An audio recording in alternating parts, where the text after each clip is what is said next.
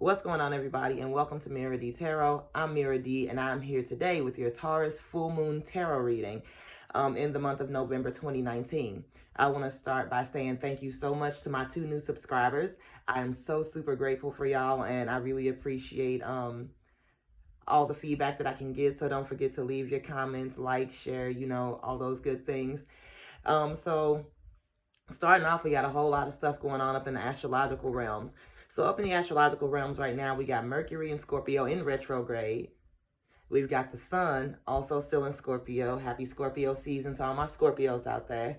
And then we have the moon tonight also in Pisces, which will be changing over to Aries here very soon, so tomorrow night. And then we'll be moving into Taurus here on the 10th. So with the Mercury retrograde coming up right now, it's a time for the past to be brought up. It's a time for us to kind of like really reflect on and look at the parts of ourselves and the things that still need to heal, and really look at the parts of ourselves where the cracks still need to kind of be patched in our foundations. So at this point, you might be getting a lot of people who are coming up from the past. You might be hitting up people from the past, and all the interactions may not be positive and healing. They may not be positive, but they may still be healing even if you can't recognize it. Because see, sometimes we think we're over a situation just because we're away from a situation. And the whole thing is, though, that like a school test, we learn the lessons, and then we have to take a test to be able to see where we still need help at, or whether we've absorbed the material completely. So same thing with life. We think that we've implemented these things, and we think that we've really taken these lessons in, but when we're presented with the same situation, have we really grown? And that is what these people coming back into your life and these situations coming back into your life are here to show you. There's a mirror of where you still need to grow. So don't take it personal when that ex hits you up. Don't take it personal when that old friend hits you up and says some negative things. Who are you now? How do you respond? What power do you have over this situation that you did not have the last time this occurred? So these are things that we really want to be asking ourselves when we are presented with negative situations. We are presented with negative situations like in this Mercury retrograde, especially in Scorpio. As I said last week, it's all about really clearing out the old energy so that we can make way for the new. With the Taurus full moon coming up, Taurus is all about building foundations. Taurus is a fixed sign. It is an earth sign. So it's really about bringing the things from our thoughts and our emotions into the physical world. So the new moons are usually for setting setting our intention of what we would like to bring into the world. It's for new beginnings. It's for new starts. This past new moon was in Scorpio, so it was a really, really powerful time to set intentions and goals and to dig into things that we didn't think we would be able to manifest, or that we digging into our deepest potential and really putting that into the world. So with the Taurus full moon coming up, full moons are all about releasing the things that keep us from manifesting the goal that we set on the new moon. So with the Taurus full moon coming up, we really need to focus on what we need to get out of the way, what we need to remove to be able to live our highest purpose and continue to create whatever it is that we've started building so far. So it's a very, very powerful time to really observe those blocks, really observe the things that keep you back, and really observe those things. So that being said, I'm going to go ahead and get into flipping some cards for y'all, and I will see y'all on the other side of this camera. All right, y'all, so we're going to go ahead and get started with our reading. We have present the same decks that I usually use. We got the Native Healing Oracle here, the Shaman Burke deck. We've got the Mother Peace Tarot here, and today I'm going to be reading with the Thoth deck. Shout out to my friend Allison Yvonne Susie for this lovely ass Florida water right here. Really grateful for this. Helps to keep my energy clear and clean. Check her out, y'all. She's a super powerful psychic. So that being said, let's go ahead and get started and see what's in store for us. So we're going to start by the bootleg shuffle that I usually do. Because I haven't upgraded to a regular camera yet, but you know, all things come in time. Okay. So I'm going to start with the energy of the collective. So in the energy of the collective right now, we see adjustment. We see the devil. See the Prince of Cups. And we see the Lovers. So right now, the collective energy is it's a really big shift. We have lots of major cards in this position. So we have a huge shift. This is not something that's just affecting one or two of us, or it's on a personal level. This is something that's affecting us on a worldwide, global scale, on a universal scale.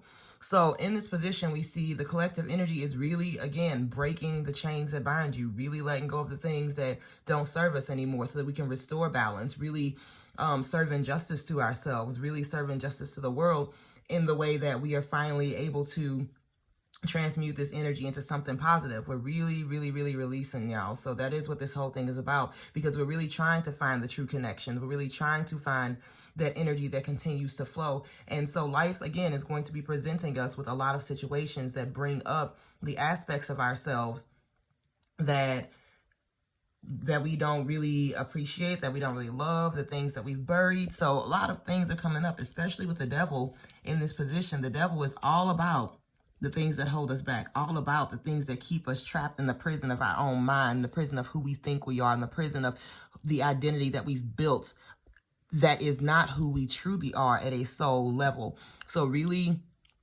seeing these things come to rise, like around you, you'll see it everywhere. You see people coming into their own. You see people quitting jobs. You see people moving forward with, all these different things. You see it everywhere in the world. So don't be alarmed when these old jobs and like these old relationships and these old friendships fall off and things like that, because everybody is on their own personal growth. And as it is, we're not always going to be a part of each other's lives, and we're not always going to have those things, because this is about revealing truth. This is about really finding what we connect to, about really implementing and finding those shadow sides of ourselves and loving those parts of who we are. With the Prince of Cups in this position as well, we're really allowing ourselves to engage in the act of true emotion, engage in the act of really sharing the things that help us feel connected and that help us feel alive, and the things that are truly from a soul level who we are. So in the position of us on a personal level, we see taking control of our lives with the Emperor coming up. Wow, look at all this fire energy. This is really a time to be able to shift things, to burn down the old and to like really bring in the new. This is the energy of movement. This is the energy of creating new things from the ashes. So the ashes are the things over here. The ashes are the things that we're burning down, especially, like I said, in Scorpio season. It's really, really a time for us to really clear out all those old things. So the Emperor is taking control of our lives, like starting new projects, really figuring out who we are, really burning these things down, and not just thinking about them, but actually bringing the air of, not just thinking about them or feeling about them or having these ideas that are just kind of floating around in our minds. But this is actually about taking action to make those things real. So our energy as individuals is to really step into your life right now and really take the action to start to grow, to start to be better. Yes, life will present us with situations that allow us to grow, but it is, again, our choice as human beings with free will to be able to decide whether we want to take that path or whether we want to learn those lessons. But I will tell you something. If we choose not to learn these lessons on our own, again, life will present us with situations that break us down, situations that force us to learn again and again. So if you want the easy route, just go ahead and heed those lessons and allow yourself the energy of change. Because what we see in our personal perspective is the Four of Cups, which is all about really bringing our, really bringing that flow back, really allowing those emotions to flow, really releasing the things that make us feel,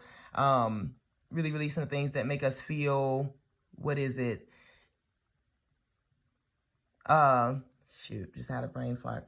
Really releasing those things that allow us to feel, that make us feel discontent. That's the word I'm looking for. So when discontentment is no longer a thing here, it's not the time to sit around and be discontent. If you're discontented about something and you're not feeling so hot about it, let it go. Release it. It is the time and energy for change. And that is your role as a personal individual, is to continue to create that change in your life at all costs. So we see coming up here as a thing that needs to be released. So we need to just release, again, we need to release things that, release our expectation of what the future should look like. Now, I'm not saying don't set goals. I'm just saying that we need to really open ourselves to the possibility of creation, because as human beings and with a finite mind, sometimes we're unable to clearly see, we're not able to see all the options. We have finite minds, and the universe has infinite options. So the thing is to write down, or like, to create, like to write down what you want to create in this world, write down what you're trying to bring into this world, and really be open to how it may come to you is the thing. So we need to release in this world the expectation of the looking too far into the future. We need to focus on, again, the right now. With the Queen of Wands coming in here, we've got so much fire. So we've got a lot of energy to be able to fuel change and to be able to implement the things that we want. We have quite a few fours as well in this entire reading. So this is, again, about building foundations. Taurus is about building foundations. It's about reaping our benefits. It's about seeing the results of the things that we have worked hard for.